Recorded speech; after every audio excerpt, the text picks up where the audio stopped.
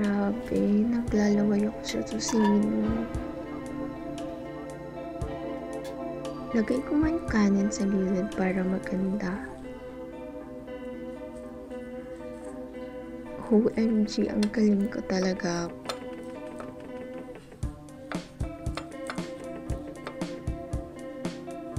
Pwede na maging chef. O, diba? Ang cute.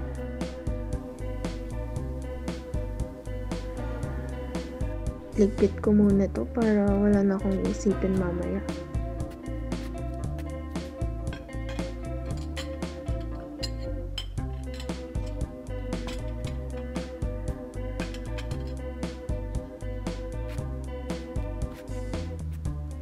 Ay, legend, nahulog pa. Ano ba yan, self? Magpupunas na nga lang, ang clumsy pa.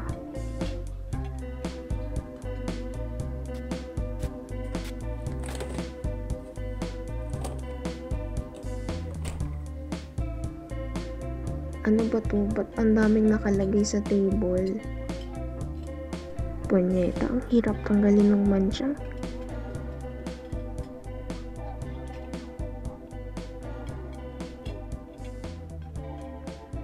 Ba't nandito pa to?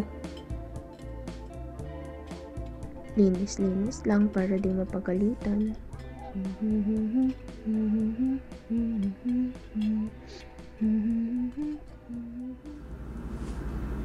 Nakakatamad naman mag-mop dito sa bahay. Hindi naman mapapansin lahat ng dumi rito eh.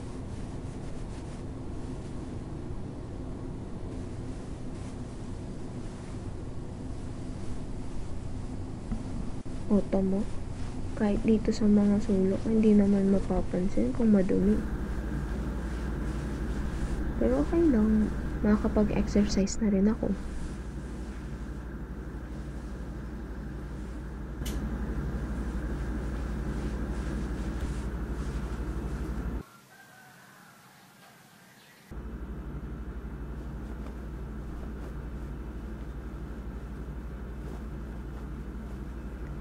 Ang ganda ko talaga. Ang ganda ng mga dress ko, oh.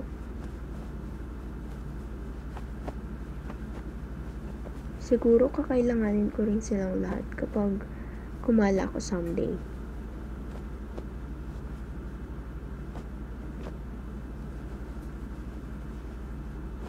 Pero teka, ba't kaya hindi ko na lang ayusin yung mga pinaglumaan ko na lang na damit? Alam ko naman sa sarili ko na creative ako. And ang galing ko kayang magtahi. Kaya ko to. Siguro one day nga, kaya ko rin maging isang sikat na fashion designer kung magpo-focus lang ako sa pagtatahi. Pero, ewan ko.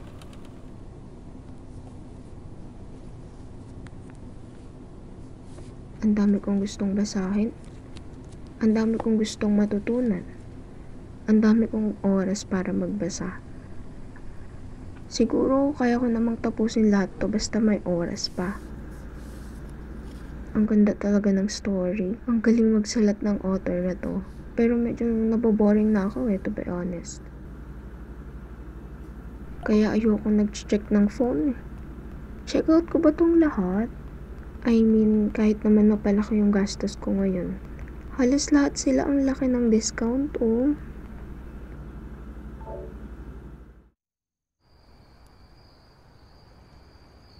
Ang dami namang dumadaang tao dito sa tapat namin. Saan kaya sila galing? O saan kaya sila pupunta? Ako rin kaya? Saan ba talaga ako papunta? Ang dami kong gustong gawin pero hindi ko alam kung saan ako mag-uumpisa.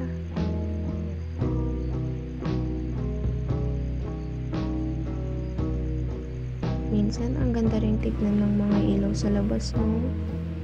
Lalo na yung mga yellowish yung kulay. Magdidilim na pero naglalakad pa rin ako sa labas. Sana maging proud yung mga taong mahal ko sa buhay. Sa mga balak kong gawin sa buhay ko. Pero paano kung maging mali yung mga desisyon ko? Siguro okay lang din naman kung magkamali ako. Hello? Part naman ng success ang failures, diba? Basta, kung ano nang iba to sa akin ng buhay, mahalaga, ginawa ko yung best ko palagi. Hindi ko na malayang inabot na ako ng madaling araw kakamuni-muni. Parang ang dami kong nagawa ngayong araw, pero at the same time, parang wala rin akong nagawa. Pwede ba yun? Pagod na ako. Ipipikit ko na lang to. Inabot na naman ako ng alas 3 kahit sabi kong maaga na akong matutulog ngayong gabi.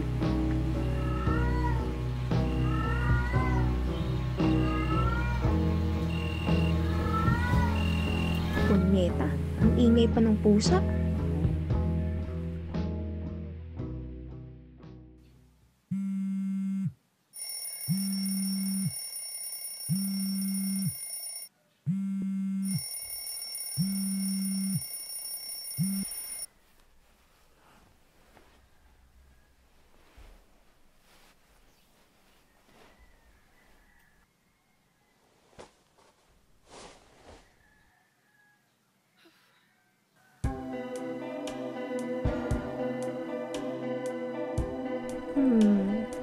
Ano kayang lulutuin ko para sa almusal?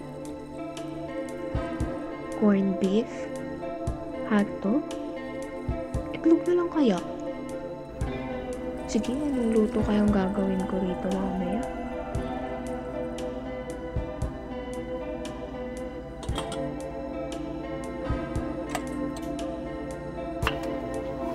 Parang ang dami kong naalala ngayon.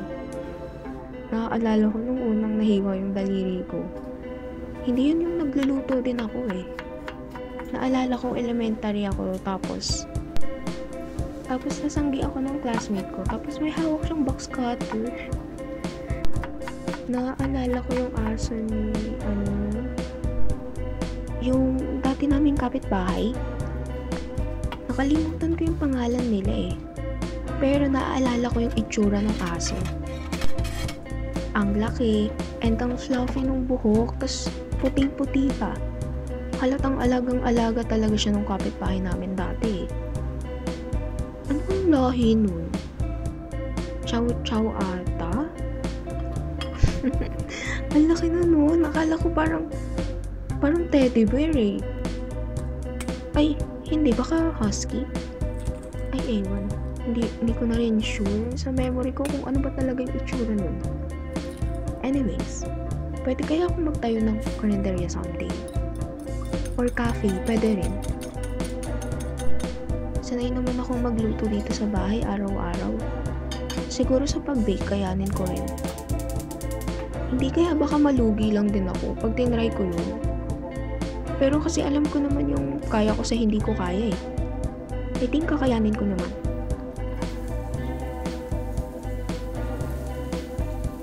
Kapag ba ang germs dumapi sa sabon, malilinis kaya yung germs? O magiging matumi din yung sabon?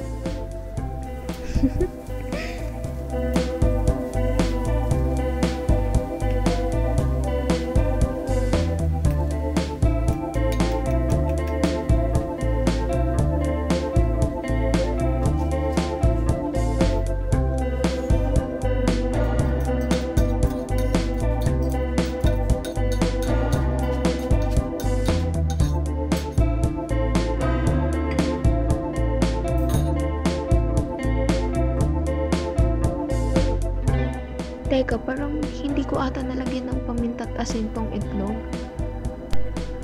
Di bale, lalagyan ko naman ng liquid seasoning pagkakain na ako eh.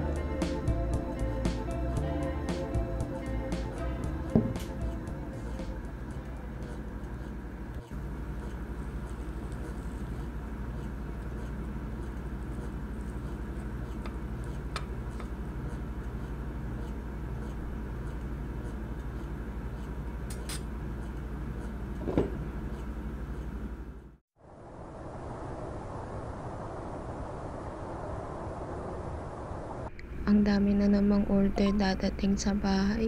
Kailangan ko ba talaga 'to lahat?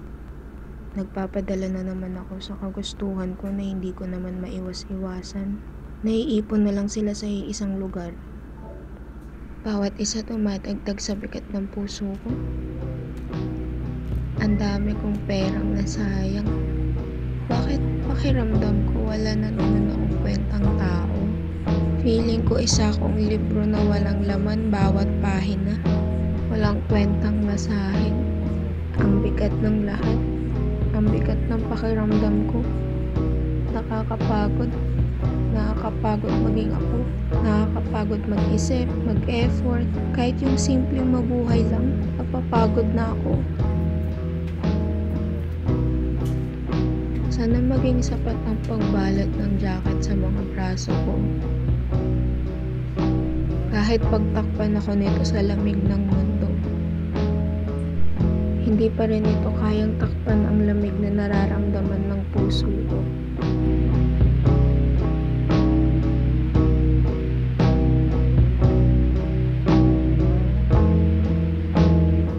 Siguro kung magiging bagay ako dito sa bahay, ako yung kandila.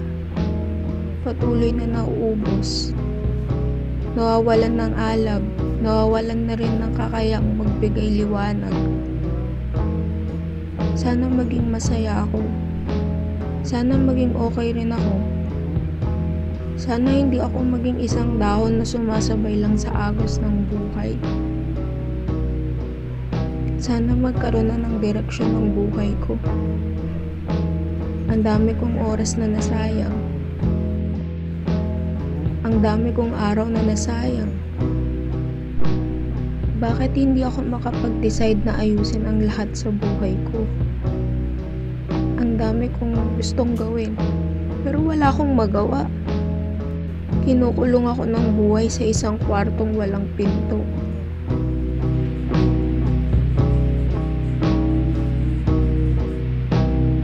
Naghihintay ako sa pag-asa na hindi ko alam kung kailan darating.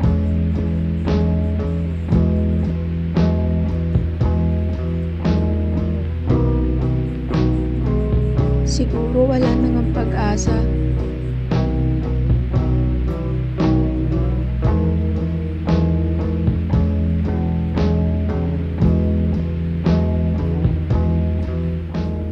Tanging ang mga unan ko na lang ang sasalo sa mga tumutulo kong luha. Ang mga unan na hindi nagtatanong kung bakit ako umiiyak.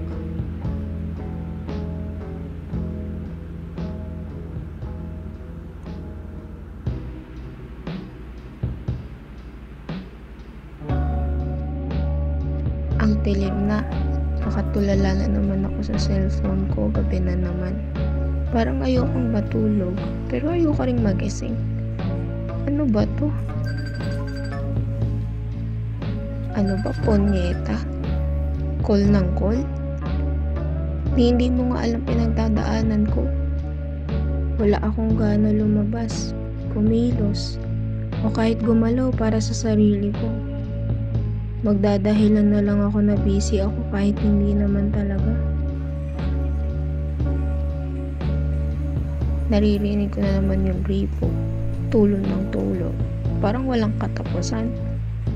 Tulad ng, ang dami ko pa palang hindi nagagawa. Nakakalimutan ko ng kumain. Nakakalimutan ko ng maghilamos. Nakakalimutan ko ng alagaan yung sarili ko. Wala akong gana. Wala akong pakialam. Hindi ko alam. Parang wala akong maramdaman na kahit ano. Yung mga hugasin pala sa lababo, hindi ko pa naasikaso. Ang dami pa palang naiwang pinggan doon. Pagod na ako sa lahat. Sa mag-isip, sa magpanggap na okay lang lahat.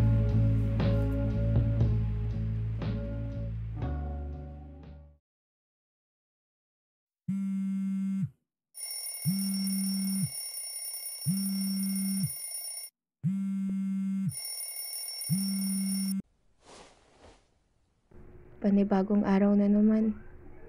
Okay, laban na ulit.